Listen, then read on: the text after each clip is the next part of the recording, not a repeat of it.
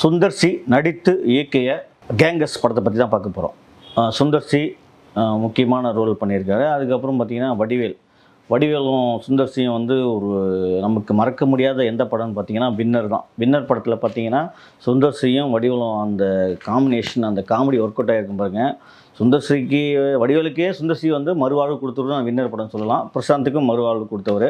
அந்த அளவுக்கு அந்த படத்தில் காமெடி ஸ்கிரிப்ட் ஆகட்டும், காமெடி அந்த சீன் ஆகட்டும் அவ்வளோ ஒர்க் அவுட் ஆகிருக்கும்.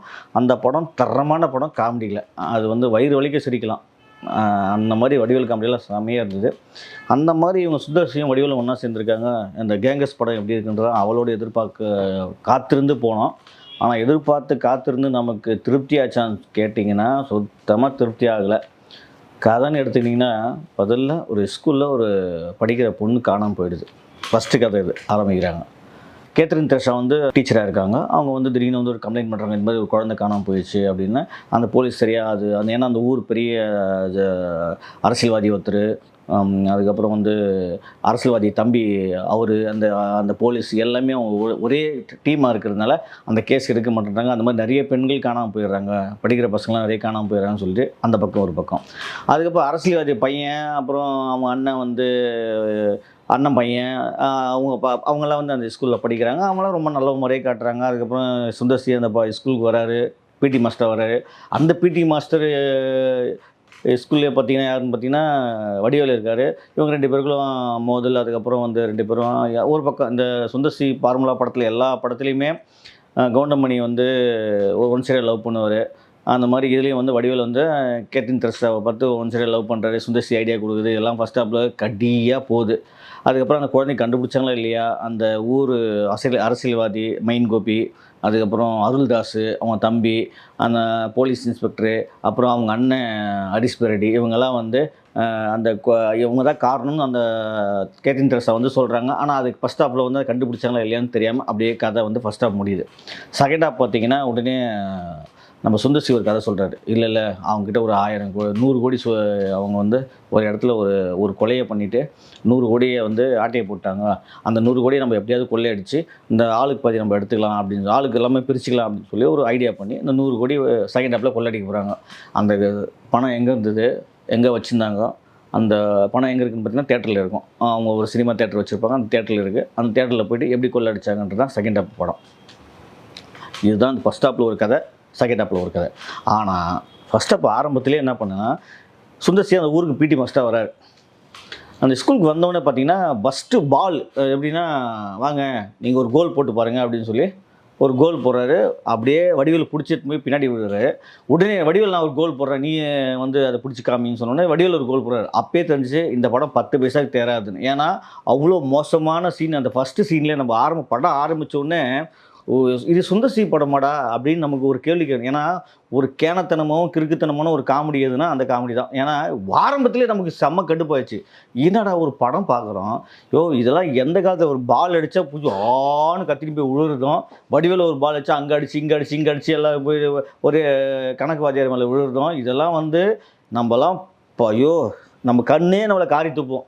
இவ்வளோ சீனை பார்த்துருக்கேடா, திருப்பியும் அதே சீனை பார்க்குறியடா அப்படின்னு. அந்த அளவுக்கு ஒரு மோசமான சீனு தான் ஃபஸ்ட்டு சீனு. ஆரம்பத்துலேயே எங்களுக்கு தெரிஞ்சு போச்சு இந்த படம் வந்து கேங்கஸ் வந்து படு மொக்கையாக தான் இருக்கணும். ஆனால் போக போக பார்த்தீங்கன்னா அந்த ஃபஸ்ட் ஹாப்பு அவர் வந்து ராபின் ரூட் மாதிரி கண்ணை கட்டின்னு அடிக்கிறதும், அதுக்கப்புறம் போயிட்டு ஒரு காளி வேஷம் போட்டுன்னு அடிக்கிறதும், இந்த மாதிரி அவர்லாம் பண்ணுற சீன்லாம் பார்த்தீங்கன்னா ஐயோ, தமிழ் சினிமாவில் ஒரு 1000 படம் 1,00,000 படம் பார்த்துருப்போமாடா, இந்த கதையை எடுத்தடா இப்படி பண்ணியிருக்காரு. அந்த காணாமல் பொண்ணுக்கும் முதல்ல பரபரப்பாக போகிறீங்க, அதுக்கப்புறம் பார்த்தீங்கன்னா அது ஆளையே காணும். சரி ஓகே, அவங்க அண்ணன் பையன் ஒரு கேப் மாதிரி, அவன் என்னன்னு தெரியாது. கடைசியில் அந்த பையன் தான் இந்த வேலையெல்லாம் பண்ணியிருப்பான், அந்த குழந்தைய சாவடிச்சிருப்பான் வரும்.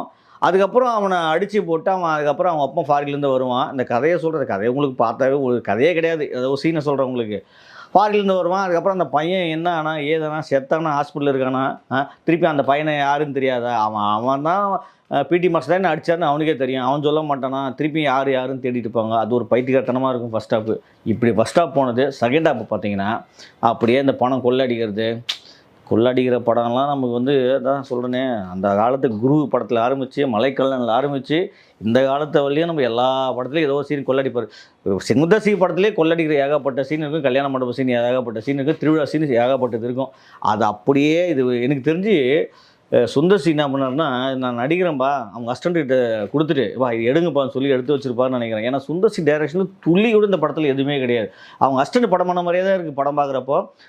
ஃபஸ்ட் ஹாப்பு தான் அப்படி மரண மொக்கையாக போச்சுன்னு பார்த்தா, செகண்ட் ஹாப்பு அதுக்கப்புறம் கொள்ளையாட்டி சீன் அப்படியே கொஞ்சம் ஏதோ நம்ம எப்படி சொல்கிறது வந்துட்டோம் இந்த படத்தில். சரி ஏதாவது ஒன்று ரசிக்கணுமே அப்படின்னு நம்ம மனசையும் நம்ம மெயின்டைன் மாற்றிக்கின்னு சரி ஓகே செகண்ட் ஹாப் ஏதோ கொள்ளையாட்டியை சிரிக்கலாம் ஆஹா ஓஹோ. இப்போ நான் பக்கத்தில் இருக்கிற சில பேர்லாம் கவுண்ட் பண்ணி பார்த்தாவே சிரிப்பான், செந்தில் பார்த்தாவே சிரிப்பான், அதே மாதிரி வடிவில் இப்படி வாயா அது சிரிப்பான் பல பேர். அது மாதிரி பக்கத்தில் இருக்கிற சிரிக்குது சரி ஓகே அவன் சிரிக்கிறான் நம்மளும் சிரிச்சிட்டு வருவோம்னு சொல்லி கடமைக்கு சிரிச்சிட்டு வந்தது தான் செகண்ட் ஹாப்பாக முடிஞ்சுது. இந்த கேங்கஸ் படம் இது உண்மையிலேயே சுந்தர் சி வந்து ஒரு பயங்கரமான காமெடி சென்ஸ் உள்ளவர். அவர் ரைட்டிங்லாம் வந்து வேறு லெவலில் காமெடி பண்ணார். ஒரே சீனாக தான் இருக்கும், அது பல முறை எடுத்துருப்பார். இப்போ ஒரு கல்யாண மண்டபத்தில் ஒருத்தன் வந்துடுவான், அவனை சுற்றி அடிப்பாங்க. அதுவே வந்து 4-5 படத்தில் பார்த்துருப்போம். அது வந்து அப்படி ஊந்து சிரிக்கிற அளவுக்கு இருக்கும்.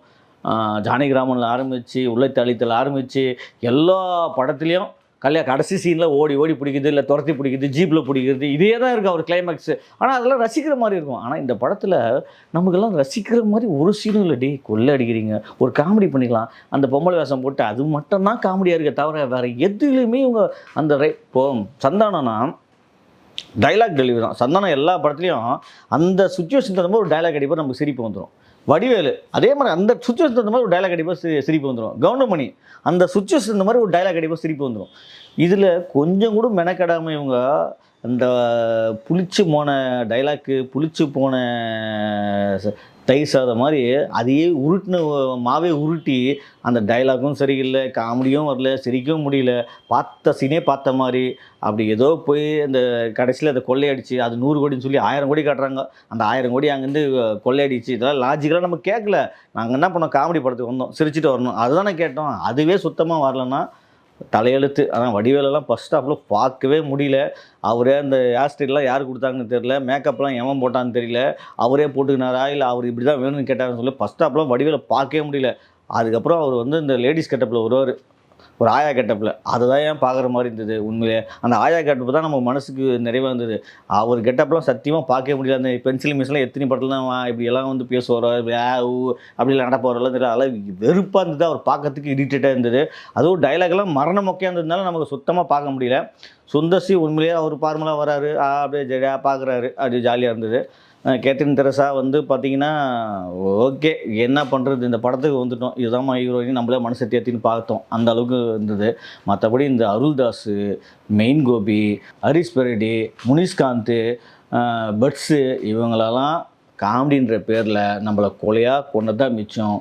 ஒரு சீனி கூட ஒர்க் அவுட் பண்ணல. அடி வாங்குறான் ஒரு ஊருக்காரன், நம்ம கூட ஒரு இது வேணா ஊருக்கார அடி வாங்குறா, அதுக்கப்புறம் மறந்துடுறானுங்க. திருப்பி இவர் தம்பி அடி வாங்குறாரு, அதுக்கப்புறம் மறந்துறாங்க.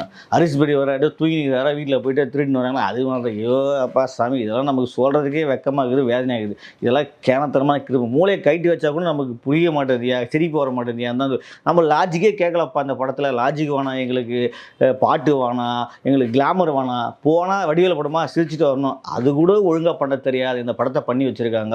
கேங்கஸ் வந்து ஒரு மரண மொக்கையான படம். எனக்கு பர்சனலாக வந்து சத்தியமாக என்னெல்லாம் போய் ஏமாந்து தான் மிச்சம். அதே மாதிரி சத்யா மியூசிக்கு ரொம்ப ரொம்ப சுமாராக இருந்தது, கேமரா ஒர்க்கும் சுமாராக இருந்தது. இந்த படத்தில் ஏனோ தானே எடுத்து வச்சுருக்கா சுந்தர் சி படமே இல்லை, இது அவங்க அசிஸ்டண்ட் படம் தான் நான் சொல்லுவேன். ஆனால் உண்மையிலே இதில் பார்த்திங்கன்னா விமல் வராரு, ஏன் வந்தார் எதுக்கு வந்தார்னு அவருக்கே தெரியாது பாவம். ஒரு சீன் வந்துட்டு போயிடுறாரு. வாணி போஜன் தான் நம்ம மனசில் நிற்கிறாரு. வாணி போஜன் அவங்களுடைய அந்த 100 கோடி காப்பாற்றுறதாகட்டும், அவங்க நேர்மையாக இருக்கிறதாகட்டும், அந்த காசுக்காக உயிர் விடுறதாகட்டும், நான் ப்ரெக்னெண்ட்டாக இருக்கேன் என்னை சாவடிக்காதீங்க அண்ணா, நான் உங்களை அண்ணன் மாதிரி பார்த்துன்னு சொல்கிற டைலாக் ஆகட்டும், அந்த மனசில் நிற்கிற மாதிரி ஒரு சீன் வாணி போஜன் சீன் தான். ரொம்ப நல்லா இருந்தது வாணி போஜன் சீன். மற்றபடி இந்த படத்தில் மற்ற எல்லா நடிகர்களையுமே வேஸ்ட்டு.